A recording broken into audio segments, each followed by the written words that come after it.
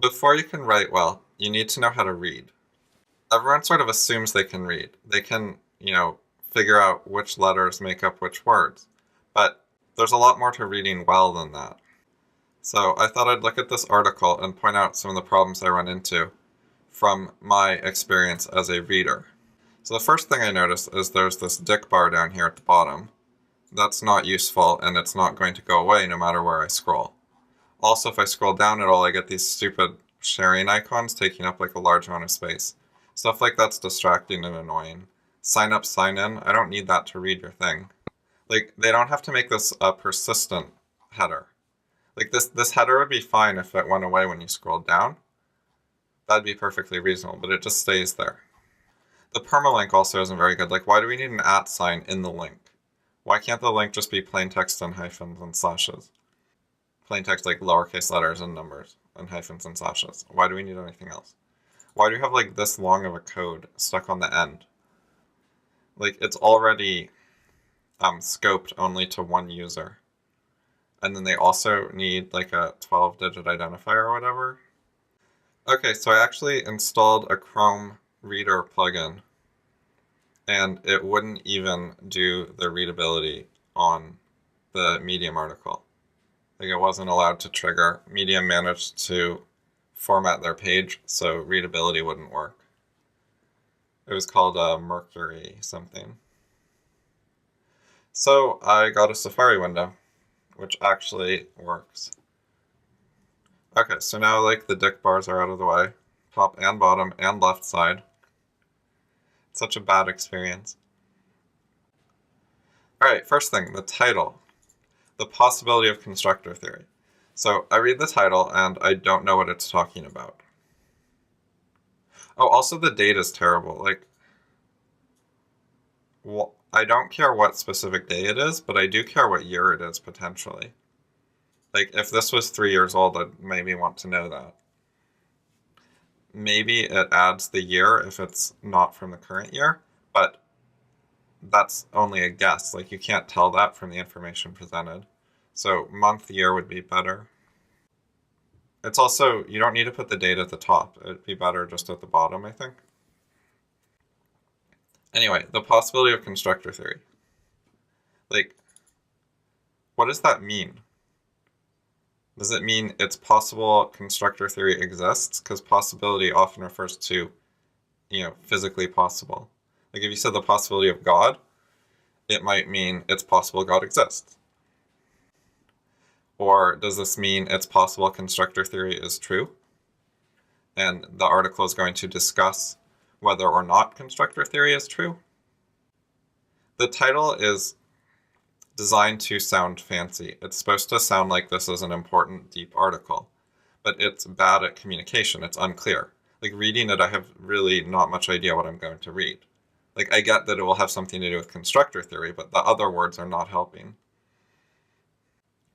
Okay, now it starts with a Shakespeare quote.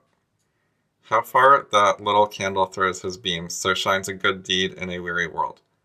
Okay, knowing something about constructor theory already, this is not a good quote to use here, because it's not relevant. It is not helping educate the reader. It's not helping explain something. It's just there to look fancy and impress people that you've read Shakespeare. It's hard to read, like it's old language. So there should be an extra high burden for using it, and it's just not useful, and there's no discussion of the quote. I've looked at this a little before, right? So it gives this quote, and then it just starts talking about something else, and it's like, why was the quote there? It's not clear.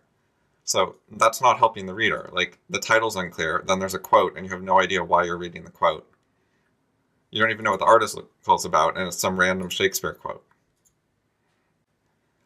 So then the article begins. After this, constructor theory, an idea created by David Deutsch and being developed. So this is a long sentence. It's hard to read because this is an aside. So the sentence is, constructor theory is this, colon. But then you're supposed to read constructor theory, then store that in your mind and save it, like, ready to use so you can keep reading the sentence. Although you don't even know if you're going to need it later or not. And then you read all of this, and then you have to figure out, okay, I need to go back, reread the beginning before the comma, then ignore all this, and then read the rest. It's very badly structured. It's very normal. Like, people write like this all the time, but it's terrible for readers. This is a lot of why people don't read much, especially reading fancy things. And it's only 2 words that are saved for reuse later. So you could just write, constructor theory is an idea created by blah, blah, blah, period. And then you can say constructor theory says, or constructor theory is, and then you put your quote. Like, it could just easily be 2 sentences. But here, like, we're reading, and we got constructor theory and idea, and we don't even know what the verb is until the very end. So we're supposed to read this many words without even knowing what the verb of the sentence is. And then it doesn't even turn out to be something interesting, it just is. If you were going to do this, it'd be better to use dashes instead of commas, so that someone knows they're getting an offset phrase. That would be clearer, like, because commas can mean a lot of different things. So when you hit this comma, you have no idea what's going on until much later. But if it was a dash, you'd have a better chance of figuring out what was happening. But if it was a dash, that, like, stands out more. People might realize that you shouldn't actually be using a dash for this. It could just be normal sentences, plain and simple. So anyways, we don't know what the paper's about, but it's saying something about constructor theory. Constructor theory is... Now, this is screwed up because it says constructor theory is, but then it quotes something which says constructor theory seeks. Saying what something seeks is not a description of what it is. Like, the goals and aspirations of a theory are different than what the theory actually consists of. So, constructor theory seeks to express all fundamental scientific theories in terms of a dichotomy between possible and impossible physical transformations, those that can be caused to happen and those that cannot. Right, so that's not a statement of what it is. It's kind of similar to a statement of what it is, but just it literally isn't one. It says what the goal is. If you wanted to say what it is, you would say it's a physics theory, and you could perhaps give information about things it actually says. This is useful information, it's just presented wrong. It'd be better to lead into it and say, like, this is what it's about. Like, you could put a question, what's constructor theory about? Question mark. And then this quote would answer that question reasonably well. So now we lead a paragraph off with it. It is a back reference. Referencing previous paragraphs should be avoided unless you need to. It makes it harder to read. You have to figure out what does it refer to. And then you have to look in previous paragraphs. And in this case, it's especially egregious because you have to figure out, would they be referring to the previous paragraph that they wrote, or would they be referring to the quote? Like, you don't even know which previous paragraph is the first place to look. And it makes the sentence not stand alone. Like, you can't just, like, suppose someone wanted to quote you and discuss what you were talking about. When they quote this sentence, it doesn't work. They have to quote something else or add something in brackets. It's making the sentence not viable on its own independently for no good reason. Like, you can do that when there's something important, like you want to cut out 50 words, so you use a reference. But here they're trying to cut out 2 words, and they're referring to something that isn't even from the same paragraph, and it's not in a good place to do that. And it's just random, because here we see constructor theory instead of it. It would be better to swap the it to this paragraph, so at least it wouldn't be right after the quote, where you don't even know where you're supposed to look. Like, it's not consistent. Why not just be consistent? If it's okay to do it here, why not do it here as well? Things like this make it harder for people to read. Like, imagine a beginner is reading this and they're kind of lost. And then they run into it makes use of a simple formalism. And they're like, what is it? You know, transformations? Like, there's recent things that the word it could refer to, other than the thing you want it to refer to, like transformations and scientific theories. Those are more recent than constructor theory. And then there's those. So there's a reference. So it could be like it refers to those, which refers to something. Someone could think that, you know? Those again. Then if you go back up here, we got like laws of nature with the last thing mentioned. The problem is something it can refer to. Right, now it claims that algebra of tasks is a simple formalism. This puts off people from reading things. Like, constructor theory is actually not that simple for most people. Like, most people would find it hard, confusing, advanced, sophisticated, impressive. And then you call it simple, and you're telling them, if you don't get it, you're stupid. That's what calling it simple means. Like, if it's so simple, why is someone finding it difficult? You're telling them they shouldn't find it difficult. There's no purpose to this. Like, you could just delete the word simple and you'd have a better article. I mean, no useful purpose. Okay, so then algebra of tasks, which we're told is simple, but most people have never heard of it. So, like, are they supposed to think, oh, so it's going to be really easy to learn and stuff? Because most people find algebra really, really hard. Most people don't get algebra, and they're never going to learn it in their whole lives. This is, like, presumably more advanced than algebra. Most people find the word formalism hard. Like, just the word formalism, let alone actually understanding a formalism or, like, what it is. All right, now we're told that transformations and tasks are the same thing. Now, why do we need two words for this? Why couldn't it have just said the algebra of transformations and then not use the word tasks? Or if tasks is the better word, why not just change transformations in bracket to tasks here and stick with that word? Like, why don't you pick which is the word that better explains your concept and then use it? And like, transformations and tasks are not identical words. A task is more broad, like, well, it's hard to tell, it depends what you mean. Transformations in standard English don't include moving something from one place to another, but that would be a task. A transformation in standard English means changing something like into something else, like, but just changing the location while leaving the object identical doesn't count as transforming it into something else. That's just moving it, which is a task but not a transformation. So that's the kind of thing that you could expect a reader to already know. And then you're just sort of equating them without explanation, these things that readers already understand to be different. So that's confusing and requires some sort of attempt to help the reader figure out what you're talking about. And then, for the broader context, we still don't know what we're reading about or why. We don't know who this article is for, like who the intended audience is. We don't know the purpose of the article. But it's apparently for people who find algebra of tasks to be simple and are totally fluid with using formalisms. So most people are probably going to be like, okay, this isn't for me, I'm not supposed to read this, and just give up.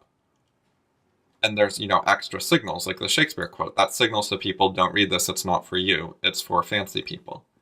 The title signals, don't read this, it's not for you, it's for fancy people. People read the title, and they didn't know what it was talking about, and they thought that means the article is for people who do know what it's talking about. I'm, however, a bit more confident than most people, so I see things like this, and I think it means the author doesn't know what he's doing. Which is like, that's not meant as like an insult. Like, most authors have absolutely no idea what they're doing. Most written material is bad and hard to read and has all kinds of problems with it, and it takes a great deal of work to improve at that. And if the author wanted to improve, there are better ways to do it than writing things like this. Writing this is not designed as an educational project meant to maximally improve his writing. If he wanted to improve his writing, he would be better off writing shorter things, simpler things. Write something smaller and easier, less ambitious, and make it really, really good, and then build up your skills like piece by piece, rather than starting with something ambitious and making so many mistakes that it's an overwhelming amount of mistakes that you can't really deal with and get a handle on. If you start with something much, much easier to write, then you could make, say, only 5 mistakes, and then that would be something you could actually approach and try to like fix all the mistakes you can find until there's like no more mistakes that you're aware of or anyone you can find willing to give feedback is aware of. And then once you can write something small that you can get to the standard of quality of no one you know can point out any mistake in it, any problem, any flaw, then you can build on that and try to make something a little bigger and better that says a bit more that's also not broken. But instead what we have here is just, this is like a very long article that tries to do so much, and it has things like 450 word paragraphs. So like the author doesn't understand what the point of a paragraph is. Paragraph is supposed to have one topic and then organize some thoughts on one topic. And it's supposed to help organize things in a way that's useful for the reader. And when you just throw a million words in one paragraph, you're not helping the reader. It's not structured anymore. That stuff is common, but like it doesn't work well for the reader to try to figure out what's going on. If you would split it into many paragraphs, then you would be able to have many topics. You know, each paragraph could have a clear statement of what it's about. So if your idea doesn't fit in one small paragraph, what you need to do, if you want to help a reader understand it, is break it down into smaller pieces. But instead of realizing, hey, a 450 word paragraph means I'm doing something wrong, I'm trying to make a topic that's too big and too difficult and too complicated, and I need to break it down into smaller pieces and go more step by step. But the writer doesn't know that. Stuff like this is awkward because nothing I've said so far is what the author wants to hear. They don't want to hear how their permalinks suck and their title sucks, and they shouldn't have included this quote. They want to hear like about constructor theory. But before you can talk about constructor theory and actually analyze it and stuff, you need basic skills for reading and writing and communicating. Like, the actual content is not really good enough to have a serious discussion. And getting dramatically better at communication would help with presenting content that could be part of a serious discussion. Because like it's possible the content in the author's head is good enough to discuss. It's just not coming across. Alternatively, you know, maybe the content in the author's head is a bit confused, and then learning things about how to communicate, how to organize information would, one, help him with thinking about things better internally, and two, help him have discussions where he like learns things like what sorts of things to say in discussions and what they're like.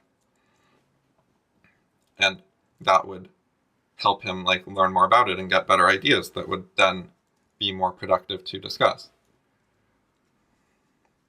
Like there's a step-by-step process of learning stuff, and people think, well, I went to school, I got good grades, I'm educated, blah, blah, blah. They think they're like ready when they don't know what they're doing, and it's hard. And writing sort of semi-formal stuff that's long and ambitious is not how you slowly build up your skill at having successful communications. Like, you should be trying to succeed at communicating like one little thing first, and having a productive discussion about like one point. And then you can build on that. So anyways, let's try to figure out what this is actually about. So we're bringing up complicated stuff. So first you say it's simple, but then we have attributes, variables, algebra, tasks, transformations, a dash, a comma, a aside in parentheses, a second aside in parentheses, all in the same sentence, another comma. Like, it's a very complex structure for this sentence right here. It's just a total mess. Very hard to read, like comma, paren, dash, paren, comma. Like, is there no way to have written this more straightforwardly? I think the author isn't trying to write straightforwardly. I think he learned in school that this is how you write to get good marks. Teachers don't understand your essays, but they do understand what your style is. Whether you wrote like in a fancy style or you sound like a child. And so people learn don't sound like a child, and children don't throw in so much punctuation. But talking in a simple way is actually better. So here we have an attribute is a set of physical states with that attribute. Now, so this is like defining attribute in terms of attribute, so that's not okay. This is the kind of thing that goes wrong when you write complex stuff, is you lose track of what you're saying. When people write fancy stuff like this, frequently, when you actually break it down and like translate it into really simple words, it just doesn't make sense. It's hard enough to write things that make sense if you write very simple, straightforward things. And then when you're putting all this effort into writing it in a very complex way, then how are you supposed to know what it says? It's hard. And you get a lot more errors where the content just doesn't make sense. Like this parenthetical, where it's supposed to be saying that attribute means that value of that variable, should be a sign to the writer that something has gone horribly wrong, that this is very awkward and there's a better way to say it. And the variables are disjoint sets of attributes. So more complicated stuff. Like, it's trying to say multiple things, not just in one paragraph, but in one long sentence. So this sentence tells us constructor theory is a simple formalism. That's one thing. Constructor theory uses the algebra of tasks. Or, all right, okay. Constructor theory uses a simple formalism. The simple formalism is the algebra of tasks. In the simple formalism, transformations or tasks are, I guess that means like happen, between attributes of variables. So, like this is really hard to parse. Like it's no wonder that it doesn't actually fully make sense, because it's difficult to break down and figure out what it's supposed to say, and it's not actually using like the correct words and stuff, because it's more concerned with being written in the correct style. Here, let me show you. Okay, so trying to break it down. Like this sentence is hard enough and it starts with it instead of the actual word it means. So constructor theory uses a formalism. The formalism is the algebra of tasks. All right, now in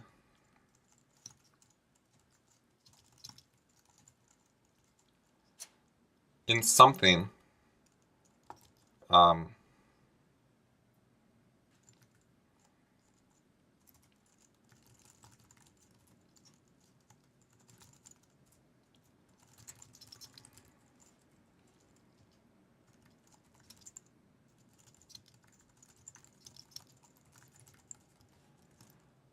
it's like, it's hard to tell if in the algebra of tasks, transformations are between attributes of variables, or if in constructor theory.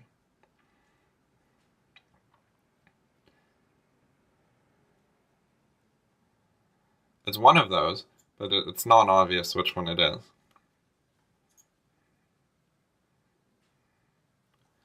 Okay.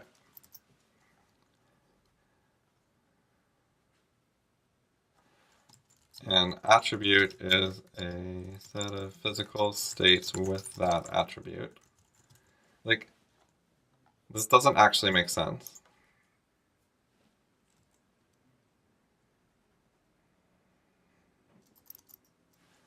That attribute is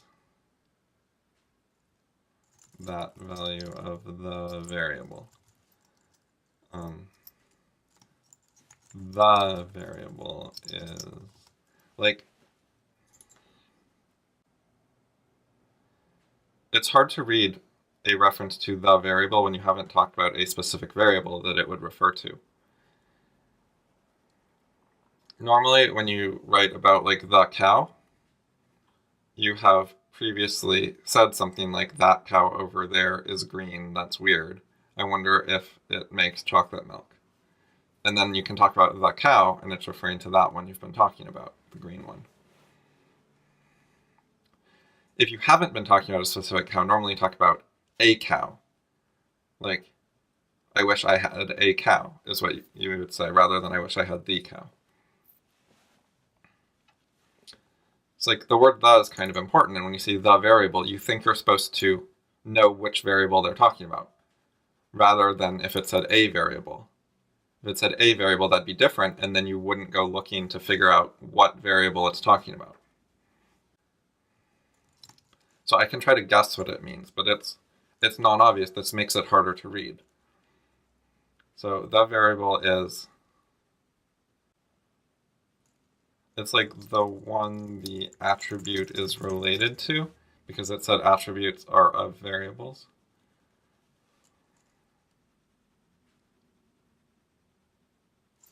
Something like that.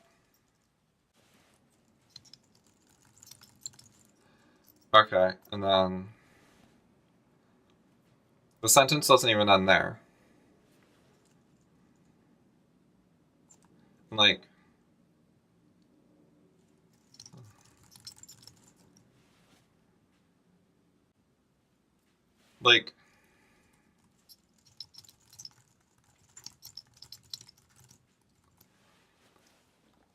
if the word attribute is just supposed to mean value, then why not just use the word value? And like, I'm being generous here by setting aside the normal meanings of the words. Like, I already know what an attribute is in general. But here, they're using the word, putting it in italics, using it 4 times in the sentence, and trying to say, like, where, which I interpret as,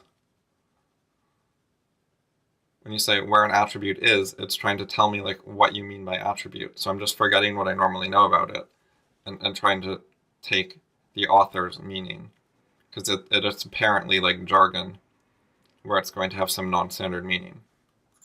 Okay, and then the variables are disjoint sets of attributes. So there's attributes of variables, and then the variables consist of attributes.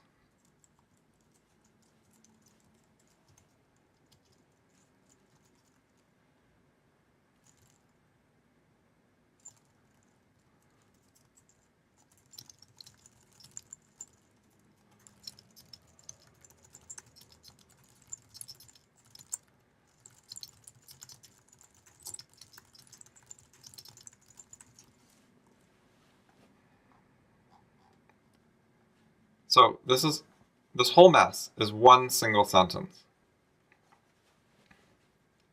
At the very beginning, before we know what the topic is, what the audience is, why we're here, whether we should be interested, like, who's going to want to read this when they don't even know, like, what they're going to gain by figuring it out? If you figure out what this says, like, what is the benefit to you? We haven't been told yet. We don't know. And there's all these signals, including the sentence itself, that the entire thing is going to be hard to read. And it's long. And most people haven't heard of constructor theory. So is it only supposed to be appealing to people who've already heard of constructor theory? Because who else is going to want to try to deal with this, which takes like this level of effort, and then you still don't know what it means because it's actually just not well written. The author himself had a conceptual issue. Like, he failed to, either his thinking was confused or he failed to properly communicate his thoughts. One of those things happened here.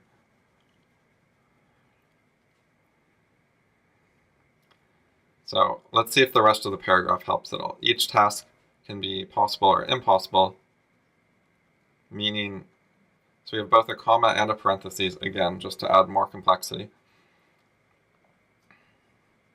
Like, each task can be possible or impossible. You could put a period after that. That is a complete thought. But this author intentionally makes their sentences longer because that is a prestigious style and that's what they were trained to do in university and so on. But it makes the writing worse. If you just, you wrote a thought, it's done, it makes sense, put a period. Don't extend the sentence and make it more complicated, because when you make things more complicated, you end up with long messes that are harder for the reader, even if they contain no mistakes. but they're also harder for the writer, and so they contain more mistakes than would occur if the writer was trying to keep things simple and minimize mistakes. So either a constructor can or can't be built to cause it to arbitrary reliability and accuracy.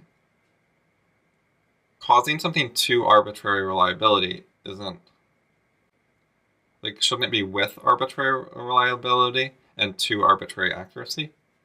Like, I think the author is just using words wrong, and that's a sign that they're out of their depth. Which is understandable because, contrary to the simple formalism thing, this stuff is hard and complicated and nuanced and advanced, and only a handful of people in the world actually understand it very well. And only a handful of people in the world even have, like, the critical thinking skills, like the base skills to deal with it very well. Like, most people, they're not ready to learn constructor theory yet. They would need to learn other things first. Like, they don't have all the prerequisites of general stuff like knowing how to read and write well, and knowing algebra, and understanding things like attributes and variables. Like, people have a lot of trouble with the concept of a variable. I forgot to complain about, like, the disjoint part, by the way. Like, that's not a standard word you can expect most people to know and just have it go without saying. So each task can be possible or impossible. Like, that's also wrong. Each task is possible or impossible. Any given task is either possible or impossible. Like, why does it say can be? That doesn't make sense. So, like, things like this are clues the author isn't quite sure what he's saying. Or, alternatively, like, he might know it in his head, but he's not used to actually writing down accurately what he means. Because that's not how most conversations go. Most people expect not to understand much of what they read, and they just gloss over most of the details. And that's how they get through their life. And that sort of works okay in some areas. But then if you get to something like constructor theory, it requires a lot of precision. One has to learn to be a very precise thinker and writer and talker and so on in order to deal with something this advanced. So now, without us knowing what this article is about, it starts telling us some things about constructor theory as an assertion. Like,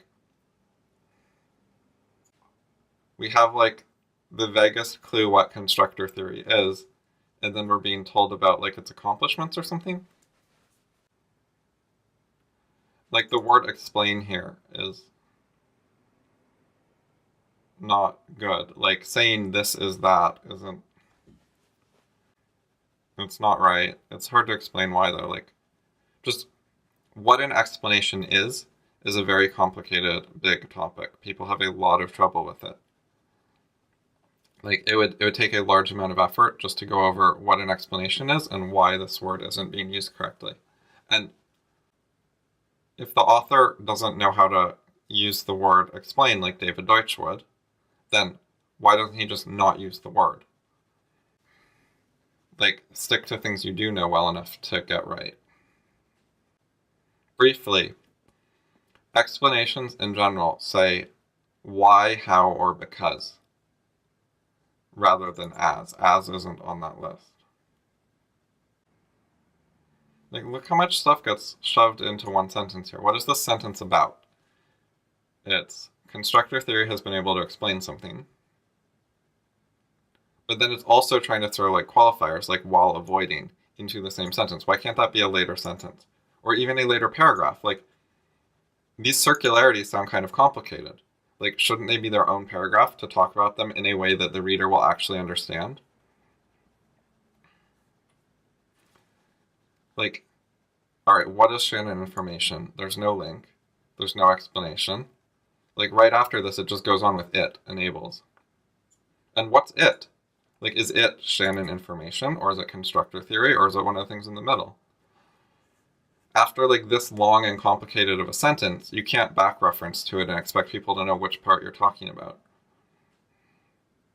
And there's no need to, because whatever you're talking about is only like 1 or 2 words. I'm pretty sure. If you're trying to have the word it here refer to like, you know, an 8-word phrase from the previous sentence, no one's going to follow it. So it better be referring to like 1 or 2 words, in which case you should just write them. Anyway, I know this isn't the type of feedback the author wants, but it's too much of a mess to read. And I hope now that after I've like tried to demonstrate that and show what goes wrong with reading it, that will be taken as a serious comment rather than just being mean or something. Doing the kind of stuff David Deutsch does is hard and requires certain kinds of things to get good at it. Like, David Deutsch wrote thousands and thousands of emails of public discussion. He had many, many written debates using nested quotes and all kinds of things to better organize his ideas and stuff. That's like an example of one of the things he did that was very important. That's what FI is about. So people ought to try that and see if they can learn anything and get better. Then they can also try other things. But just, people need to have enough humility to realize they're not already great writers who can already understand these complicated issues really well and do useful work in the field already. They need to be willing to recognize that there are a lot of things they don't know and then try to work on those. And do things like take David's books and go through them chapter by chapter, or maybe even smaller chunks, and discuss them. Like, there's a lot to understand there. And if you haven't gone through the process of discussing it, it is not realistic that you will understand it. Most readers of most books don't understand much of the books, and David's books are especially dense and full of lots of information which is very counterintuitive in our society. And so, as far as I know, no one has ever just sat down, read the books, and understood them. The only people I'm aware of in the whole world who understand the books very well have had lots of discussions, either with David personally or in the discussion community that David has been one of the major shaping members of and participated in a large amount. No one ever just goes off on their own, has no contact with David or anyone who's had contact with David, and then understands it. It's that hard. And then when you try to do these things, like discuss with David or discuss with David's community, you will discover that it's not only that the books are hard, but just things you thought you knew about how to write, how to communicate, how to have a discussion, how reason works. All sorts of background stuff is also hard, and there's so much more that wasn't even in the books that you also need to learn about and discuss. Because books are always, we're at the beginning of infinity. Of course the book is just a little tiny sliver and very incomplete, and there's all kinds of other stuff. There's so much stuff to say, David couldn't fit it all in 2 books, you know? To write a book like that, you have to know a lot more than is actually included in the book. And you have to make all kinds of choices about what to focus on and which things to hope readers might already know or can muddle through, or... Anyway, this article is not egregiously bad or an outlier. Most articles are just this bad, especially when they try to do things like talk about constructor theory or something kind of hard. Please don't think that I'm saying this is below average. Most stuff is just not adequate to, basically not adequate to being a peer of David Deutsch, to being able to participate in these things on the same level so that your contributions are actually useful.